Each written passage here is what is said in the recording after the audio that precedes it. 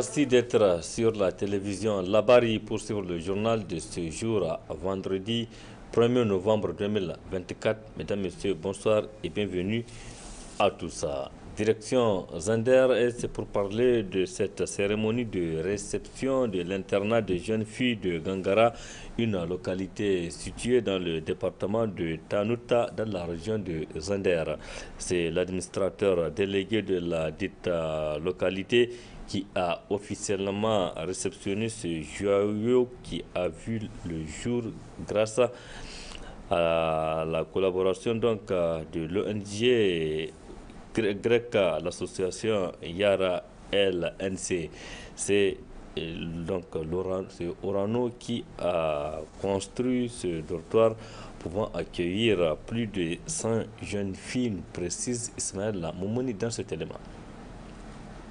Accès à une éducation de qualité pour les couches vulnérables, c'est dans cette optique que cet internat de jeunes filles a été bâti sur une superficie de 10 000 m² à Gangara, localité située dans le département de Tanout. C'est pour appuyer les autorités nigériennes pour l'effort inlassable dans le secteur éducatif que les jeunes du nucléaire français Orano, en collaboration avec l'ONG nigérien, grec et l'association Yara LNC, que ce dortoir pouvant accueillir une centaine de jeunes filles a été érigé.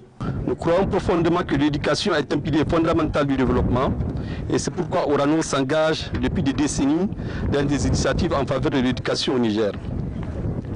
Cet engagement se manifeste non seulement par des partenariats tels que celui que nous venons de conclure avec Yara, mais également à travers la construction d'infrastructures scolaires, l'octroi de bourses d'études et d'autres actions concrètes visant à renforcer les capacités éducatives. L'internat que nous inaugurons aujourd'hui est un exemple concret et nous sommes fiers d'avoir pu apporter notre soutien financier à ce projet. L'éducation des filles est non seulement un enjeu d'équité, mais c'est une clé essentielle pour le développement durable. En investissant dans l'éducation des jeunes filles, nous investissons dans l'avenir des communautés entières. Nous ouvrons la voie à des générations plus instruites, plus autonomes, capables de relever des défis du monde moderne. Chères jeunes filles, ce lieu est le vôtre. C'est ici que vous allez forger vos rêves, nourrir vos ambitions et préparer votre avenir. Profitez pleinement de cette opportunité. Vous en avez en vous le potentiel de transformer non seulement votre propre vie, mais aussi celle de votre famille, de votre communauté et de tout le Niger. L'administrateur délégué de la localité n'a pas manqué de remercier les généreux donateurs tout en rappelant la place de choix qu'occupe l'éducation pour les autorités. Internat d'une capacité de 120 élèves, selon toute information parvenue par les responsables immédiats, cadre parfaitement à la vision de nos plus hautes autorités, au rang desquelles le général de brigade, son Excellence Abdrahman Tiani, chef de l'État, son Excellence Ali Mohamed Lamine Zen, chef du gouvernement, pour l'accès à une éducation de qualité pour les couches vulnérables du Niger. C'est en ce sens que nous adressons nos remerciements distingués à l'endroit de la société Orano et de l'ONG GRIC pour avoir voulu la création de cet établissement plus proche des communautés villageoises et dont le fonctionnement est inclusif pour favoriser une meilleure appropriation du projet par la population locale. Jeunes filles, leurs parents et les chefs coutumiers de Gangara apprécient la création de cet internat dont la fin de la cérémonie d'inauguration a été sanctionnée par une visite guidée des locaux. Merci Ismaël Moumouni. De la région de Zander, faisons escale à celle de Dosso. Dosso qui se prépare pour accueillir cette année l'édition 2024 du championnat national de lutte traditionnelle ou sabre national. Ce vendredi, le gouverneur de la dite région a procédé à l'installation officielle du comité régional d'organisation. Tous les acteurs concernés étaient présents à la cérémonie au gouvernorat, nous rapportent nos reporters sur place Boubacar Ibrahim et Soumaïla Abdoulaye.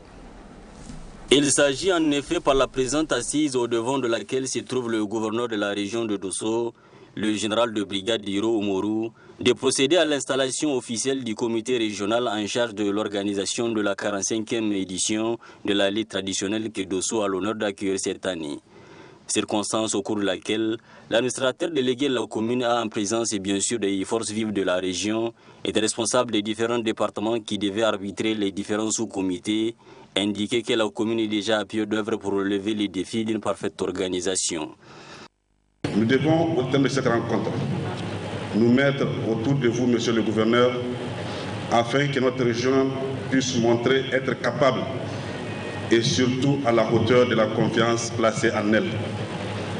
D'ores et déjà, la commune urbaine de Dosso s'engage avec beaucoup d'ardeur à donner à nos hôtes une image d'une ville chaleureuse, propre et surtout moderne. Après lecture donnée de l'arrêté indiquant les membres du comité que préside le gouverneur lui-même, ce dernier a souhaité la tenue de cet événement national dans la culture de le fair play. Comme vous le savez, après Agadez, notre région a été retenue pour organiser cette 45e édition et nous exprimons en tout cas toute notre reconnaissance et notre gratitude pour ce choix porté sur la région par les plus hautes autorités du CNSP, au premier rang desquelles son Excellence le général de brigade Abdelrahman Tani, président du CNSP, chef de l'État, et son Excellence M. Ali Mohamed Lamine Zen, Premier ministre, ministre de l'économie et des finances. Nous devons donc gagner le pari de faire de cet événement une réussite dans la paix, la sécurité, la quiétude, la cohésion sociale et le fair play de tout instant. Je lance donc un appel à la mobilisation de l'ensemble de la population de la région, mobilisation aussi bien matérielle que humaine et financière, pour que tout se passe bien et que la fête soit des plus mémorables. A rappelé aussi que de la suite de l'allocution qu'il a tenue, le général de brigade Hiro Umoru, qui n'a pas manqué d'inviter à la responsabilité, a aussi formulé le vœu pour une mobilisation générale et d'un accueil chaleureux aux hôtes pour que rien ne puisse écorcher les caractères légendaires de la cité de Jarmakoy. Restons toujours à Dosso avec nos reporters qui ont fait le tour du marché de la ville pour constater les prix des produits, notamment des condiments. Selon leur constat, les prix sont en hausse, une cherté qui fait réagir les consommateurs que vous allez suivre dans ce reportage signé Boubacar Ibrahim et Smail Abdoulaye. À Dosso, la population de la commune chef-lieu de région n'est pas aussi épargnée par la cherté de la vie. Remplir le panier de la ménagère est ici aussi une tâche que les familles avec des moyens limités peinent à surmonter. Pour s'offrir le geste nécessaire pour un repas normal, il en faut au moins un minimum de 1500 voire 2000 francs. À propos de ça, on peut douter, alhamdulillah. Mais la cherté des condiments, vraiment, on pousse les gens vraiment. C'est pas facile. Mais quand on dit si c'est pas 250 ou 300, on ne veut pas donner ça. Mais avant même, avec 5 francs, on peut en trouver. 300, 250, 200.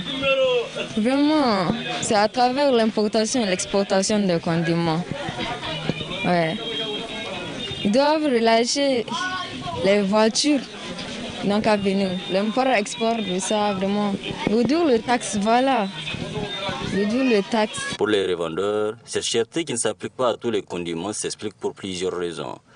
Voilà, il y a de nos guinas à gono. Parfois, agchada, parfois, mo agfala. Mais son jarigfala, jarisfala. Parce que son. Igin sambuke albasolo da soudeno girbe kalsou ingino wuchad. Les prix varient selon les légumes et en ce moment c'est pas tous les légumes qui coûtent cher. Et cette cherté est d'ailleurs due à une pénurie, due aussi à la saison. Asi gabu no yachi munti ukan ga har zarren no yachi ne haruna no duki ga ngani hagin asina wuchada no asino furmat kankina fura avant quoi. Yinora a coupé no aspur matkanci ne gaba a sinu zanu di zai mu dono a gicada saboda kayan yanzu akwai tsare lokacin su bai kai ba ta ko yanzu duka na damana na kai ba wara kai ga na dari ba, na dari da aka samu sauki yanzu kuma jiwa na. Les légumes coûtent cher en ce moment, car c'est encore la saison des pluies. C'est la tomate et l'oignon qui coûtent cher. Les grossistes disent s'approvisionner au Nigeria. Le grand sac de l'oignon est actuellement estimé à 60 000 francs, le petit à 32 voire 32 000 francs. Et nous vendons la tasse à 1750 voire 2 000 francs.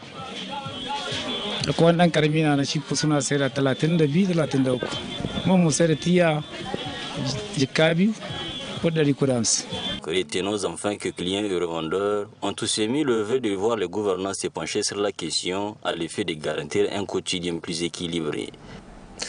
Merci Boubacar Ibrahima. Autre aspect de cette édition, parlons santé à présent. Suite de notre série de décryptage du rhumatisme, cette maladie chronique qui est fréquente au Niger et qui affecte plusieurs personnes. Les personnes atteintes de cette maladie chronique ont besoin d'un accompagnement, un soutien donc pour aider les malades dans la prise en charge. C'est ce que Dr Sissé Fatoumata Fanata Moussa, médecin chef du service rhumatologie de l'hôpital national de Niamey, conseille à la population. On l'écoute. Un patient qui souffre de rhumatisme, c'est un patient qui a vraiment besoin de soutien. Que ce soit sur le plan financier, parce qu'on a vu que c'est des traitements lourds, à long terme, à vie pratiquement, ce patient a besoin d'un accompagnement pour honorer ses médicaments, ses examens de suivi. Ces patients ont besoin, surtout, j'insiste vraiment, d'un accompagnement sur le plan psychologique. C'est des malades qui souffrent, qui ont une douleur chronique. Donc la qualité de vie est altérée sur ce plan. Certains ont évolué, ils ont un handicap, ils ont besoin de soutien. Ces gens ne peuvent pas sortir, aller travailler, chercher de quoi peut-être honorer les besoins de leur famille. Certaines femmes au foyer ont besoin de ce soutien, de l'accompagnement de toute la famille, toute la population, je dirais, pour pouvoir supporter ces problèmes qui est chronique. Donc, la famille, l'entourage doivent accompagner.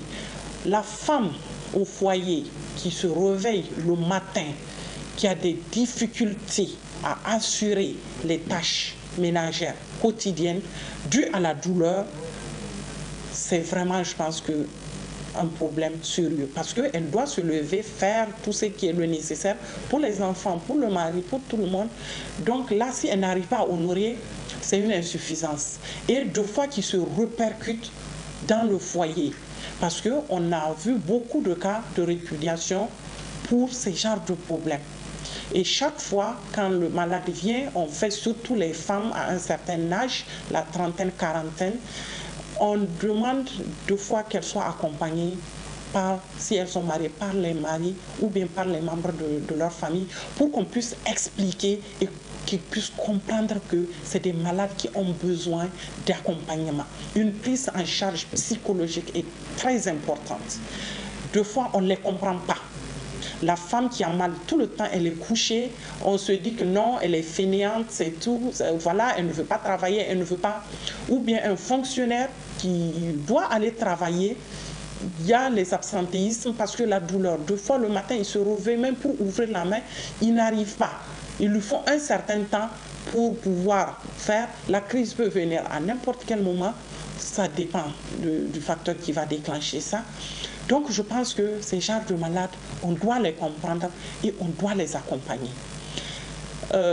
Les produits qui ne sont pas disponibles, vraiment, on plaide pour que ces produits-là soient disponibles au Niger et que nos patients puissent en profiter. Docteur Sissé Fanata Moussa, médecin chef du service rhumatologie de l'hôpital national qui parle de la nécessité d'accompagner les personnes atteintes du rhumatisme, cette maladie chronique qui fait malheureusement des dégâts. Dernier aspect de cette édition, la saison froide s'annonce petit à petit au Niger après une saison de pluie exceptionnelle. Cette saison froide sera également exceptionnelle selon les prévisions de la météorologie nationale, la météo qui prévoit d'ailleurs des journées plus chaudes et des nuits plus froides, même pendant les périodes de froid intense. Reportage Ismaël Momouni, Abakar Soleil. Après l'hivernage, ce ne vient pas immédiatement la saison de froid. Donc il y a une petite période de chaleur pendant la journée où nous avons des températures qui peuvent toujours aller jusqu'à 40 degrés et plus. Et pendant cette période jusqu'à, disons, début décembre, mi-décembre. Climatologiquement parlant, nous avons pendant mi-décembre jusqu'à février la saison de froid. De mars, on a cette transition vers la période de chaleur, donc avril-mai, c'est la pointe de la chaleur. Après, juin, on rentre dans l'hivernage, donc jusqu'à septembre, octobre, même début octobre maintenant, pour certaines zones. Après, c'est la petite période de chaleur qui arrive, jusqu'à encore début décembre, mi-décembre, et le cycle reprend. Donc voilà ce qui fait les erreurs. Tout ça, c'est lié à la géométrie de la Terre, qui ne se repose pas verticalement, mais qui est inclinée de 27 degrés. Et également, n'est-ce pas, le fait que nous tournons donc, en révolution autour du Soleil, qui lui, en réalité, est fixe. Parce que l'impression que nous avons que c'est le Soleil qui se lève et qui se couche, ça, ce n'est qu'une impression. Le Soleil, dans notre système solaire, est fixe. Et nous gravitons autour. C'est en un an qu'on fait un tour, c'est ça la révolution. Et pendant qu'on le fait, justement, nous changeons de position. La Terre est inclinée sur son orbite, donc des fois ça vient tout droit, des fois ça baisse, ça revient, ça baisse, et donc voilà, c'est ça qui détermine les saisons en réalité. Vous voyez, toutes les périodes, n'est-ce pas, de transition, c'est un changement qui s'opère, et donc le corps, justement, va répondre. C'est vrai que vous allez poser ces questions-là beaucoup plus aux spécialistes, n'est-ce pas, de la santé, qui vont donner pour chaque saison le type de maladies qui correspondent et pourquoi, par exemple, nous avons une sorte, par exemple, de grippe, de rhume ces derniers temps. C'est lié à ces changements de temps, justement, et donc que les médecins peuvent donner beaucoup plus de détails. Et nous avons, malheureusement, c'est la période, c'est l'harmattan qui arrive, c'est la poussière. La poussière commence aussi à venir et donc tout avec ses corollaires des dégâts que ça peut causer également sur la santé, mais également sur, n'est-ce pas, l'électroménager, parce que vous voyez, les particules de poussière, c'est vraiment microscopique, hein, et donc ça peut rentrer dans n'importe quel circuit électronique qui n'est pas protégé. Si vous avez vos caméras, il faut bien les protéger parce que la poussière peut obstruer le circuit électrique et puis causer des problèmes. C'est pareil pour que ce soit les électroménagers ou n'importe quel appareil, n'est-ce pas, qui est exposé. Donc, en dehors de cela, il y a deux types. Nous avons des particules très fines qui peuvent rentrer jusqu'à dans les alvéoles. Et donc, ça peut également causer des séries de dommages au niveau du poumon. Là, c'est toujours les spécialistes médecins qui vont donner les détails et comment il faut s'y protéger. Jusqu'au mois de novembre, et jusqu'à l'entrée maintenant du mois de décembre, quand véritablement la saison dite de froid va rentrer. Et là, c'est une autre paire de manches. Vous allez voir des maladies qui sont associées à ce type de temps-là. Et donc, à ce moment, je crois qu'il va falloir vraiment faire un véritable dossier là-dessus avec les médecins qui sont spécialisés, surtout ceux qui sont spécialisés, surtout les IRA, les infections respiratoires aiguës, et toutes ces poussières, et également le froid et tout ça. Je crois qu'ils peuvent donner beaucoup plus de détails et pouvoir donner les conseils d'usage pour que nous puissions protéger surtout nos couches les plus vulnérables, qui sont les enfants et les personnes âgées, mais également les malades déjà. Merci Ismaël Moumouni pour ce reportage sur le froid, mais aussi sur le conseil du service de la météorologie nationale. Point final de cette édition. Merci à vous de l'avoir suivi. Restez en compagnie du programme de la télévision Labari. Excellente nuit à toutes et à tous et bon début de week-end. Au revoir.